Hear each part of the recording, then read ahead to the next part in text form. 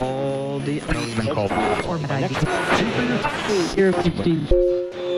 I know from talking to you that you see music as shapes. Right. That's a condition that everybody has. It's a condition called synesthesia. And synesthesia is, it's a fascinating subject. Synesthesia is anything, any sense that relates to another sense. So if somebody says, it feels like a Thursday, that's synesthesia. When I hear music, I see colors. Also letters, numbers, days of the week, and months have colors too. When I was about 16 or 17, learned that I have this thing called colored letters, colored grapheme synesthesia. When I hear music, I listen in shapes. When I play music, I definitely see shapes. When I'm improvising, I'm always thinking about shapes. It's not an actual visual experience, but in my mind there's this close mental association between a letter and its color. So like, M is intrinsically red for me. The idea of M is a red idea. And like, V is green and so is P, but they're different shades of green. My fretboard, when I'm playing, it's because each note has a color.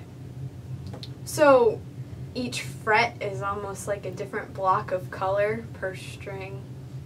Like, not literally, but in my mind, it kind of shows up that way. It's not a thing that's annoying whatsoever. It's actually a very pleasant experience. And to listen to a great horn player just playing a singular line, listening to Lester Young, the shapes in his improvisation, and you know, Duke Ellington's shapes are just incredible.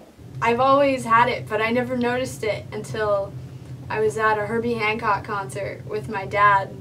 It must have been 2 years ago now. And Herbie played this, you know, beautiful solo piano piece.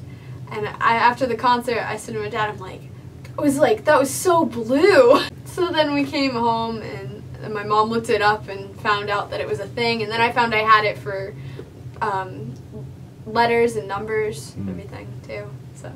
And I just didn't realize until that age that not everyone saw the world this way. And it's a pretty strong association.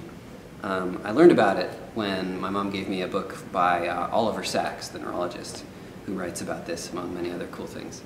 And the funny thing is, ever since I was, you know, playing piano when I was 5 or 6, I thought that's what everybody had. I thought that's what everybody does. I think it's definitely affected the way I think creatively. Especially recently, I've been designing these interfaces that map color onto sound in different ways.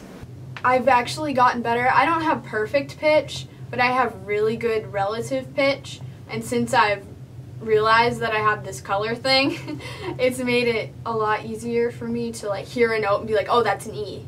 Starting to read Oliver Sacks and understanding that particular idiosyncrasy of my brain, the colored letter synesthesia thing, definitely set me on a course. And that was why I got interested in psychology and started studying that and neuroscience in college.